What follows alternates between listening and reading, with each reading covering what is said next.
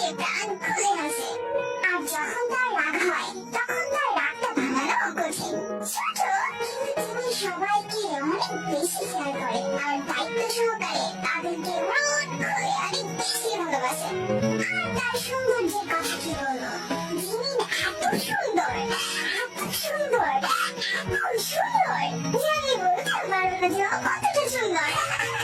আমি ওকে আদর করে আমার বুকে